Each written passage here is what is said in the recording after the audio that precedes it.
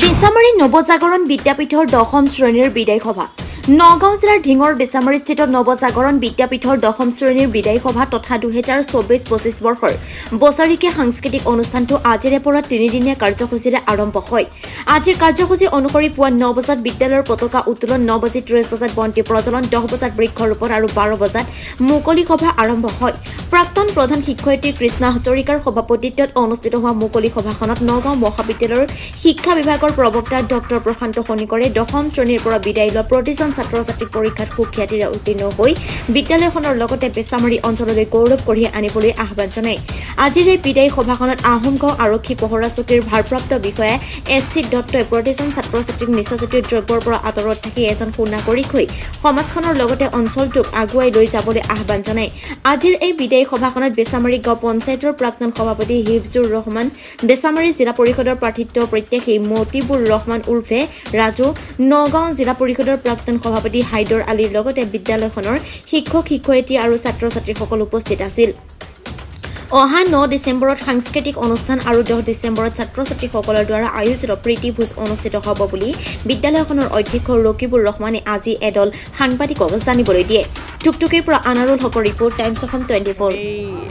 বেছামাৰীত এই অৱস্থিত নৱজাগৰণ বিদ্যাপীঠ, যিখন 2015 চনতে গঢ় লৈছিল, আজি প্ৰায় 10টা বছৰ ভৰি দিলে। মানৱ জীৱনক গঢ় দিয়াত ব্ৰত হৈ আছে। গতিকে মই পোনপ্ৰথমে এই শিক্ষানুষ্ঠানৰ সমূহ শিক্ষক শিক্ষয়িত্ৰীক মই ধন্যবাদ জ্ঞাপন কৰিছোঁ। আৰু যিসকল আমাৰ ছাত্ৰ ছাত্ৰীয়ে যিসকলক তেখেতলোক বিদায় সম্বৰ্ধনা দিয়া হৈছে, তেওঁলোক হৈছে আমাৰ একবিংশ শতিকাৰ তৰুণ তৰুণী। গতিকে তেওঁলোকে আমি আশা ৰাখিছোঁ অনাগত দিনত আমাৰ সমাজখনক সুস্থ পথে আগুৱাই নিয়াত তেওঁলোকে অগ্ৰণী ভূমিকা ল'ব। তেওঁলোকে নিজকে প্ৰতিষ্ঠা কৰি সমাজখনলৈ অৱদান আগবঢ়াব। এইবাৰো আমাৰ বিদ্যালয়ত 9ম বাৰ্ষিক বিদায় সভা আমি পাতিছোঁ আৰু আমি নিমন্ত্ৰিত কৰি অনা আমাৰ যিসকল অতিথি, এজন মোৰ ক'ব গ'লে মোৰ মানে অতি সন্মানীয় ছাৰ প্ৰশান্ত খনিকৰ ছাৰ, তেখেত নগন কলেজৰ শিক্ষা বিভাগৰ মুৰব্বী।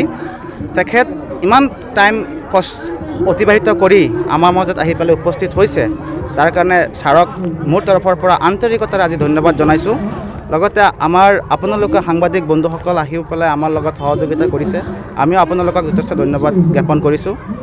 আৰু আমাৰ অতিথিসকল আহি আমাৰ মাজত আজি ইমান ধুনীয়া কিছুমান কথা কৈছে, আমাৰ ল'ৰা ছোৱালীক ইমান উৎসাহিত কৰি তুলিছে। আমাৰ ল'ৰা ছোৱালীসকল আগন্তুক যিটো মেট্ৰিক পৰীক্ষা, সেই মেট্ৰিক পৰীক্ষা যাতে তেওঁলোকৰ ৰিজাল্টবিলাক ধুনীয়া হয়, আমাৰ এইখন বেছামাৰী অঞ্চলৰ ভিতৰত যাতে এটা ভাল পজিশ্যনত আহিব পাৰোঁ আমি, তাৰ কাৰণে সকলো অতিথিবৃন্দসকলৰ পৰা মই আশীৰ্বাদ বিচাৰিছোঁ। লগতে আজি যিহেতু আমি বিদায় সভাখন আমাৰ সকলোমে ভালকৈ পাৰ হৈ গৈছে, অহাকালি আমাৰ সাংস্কৃতিক বিচিত্ৰ অনুষ্ঠান আছে। আমাৰ ৰাজীৱ চক্ৰৱৰ্তী আৰু চিমৰান ছিংগাৰ দুজনী, ৰাজীৱ চক্ৰৱৰ্তী নগাঁৱৰ আৰু চিমৰান নগাঁৱৰে। ছিংগাৰ আহি পেলাই আমাৰ যাতে অহাকালি যিটো সাংস্কৃতিক বিচিত্ৰ অনুষ্ঠান হয়, সেইটো যাতে সকলোমে ভালকৈ চলে, তাৰ কাৰণে আপোনালোক সকলোকে মই নিমন্ত্ৰণী পত্ৰ জ্ঞাপন কৰিম। বেছামাৰী অঞ্চলৰ কাৰণে গৌৰৱৰ বিষয়।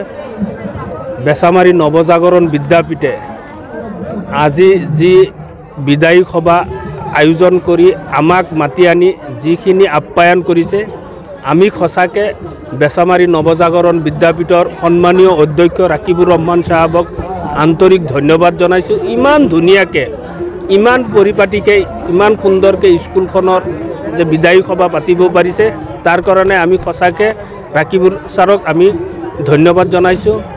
সঁচাকৈ বেছামাৰী অঞ্চলখন এখন পিছপৰা অঞ্চল, কিন্তু বেছামাৰী অঞ্চলত নৱজাগৰণ বিদ্যাপীঠে আপুনি মেট্ৰিকৰ ৰিজাল্টেই কওক বা হায়াৰ ছেকেণ্ডেৰী ৰিজাল্টেই কওক, আপুনি ডিষ্টিংশ্যনৰ পৰা আদি কৰি ষ্টাৰ, ফাৰ্ষ্ট ডিভিজন বহুতো ভাল ৰিজাল্ট কৰি আছে। আমি ৰাকিবুৰ ছাৰক ধন্যবাদ জনাওঁ, যাতে আগলৈকে নৱজাগৰণ বিদ্যাপীঠক আগুৱাই লৈ যাব পাৰে। আৰু আমাৰ তৰফৰ পৰা যিখিনি সহায় কৰিব লাগে, আমি এই অঞ্চলৰ এজন সমাজ সেৱক হিচাপে আমি ৰাকিবুৰ ছাৰক আমি সেইখিনি সেৱা আগবঢ়াই যাম। আৰু নৱজাগৰণ বিদ্যাপীঠৰ ল'ৰা ছোৱালীয়ে যাতে আগন্তুক উচ্চতৰ মাধ্যমিক বিদ্যালয়ত ভাল ফলাফল কৰে, তাৰে কামনা কৰিম।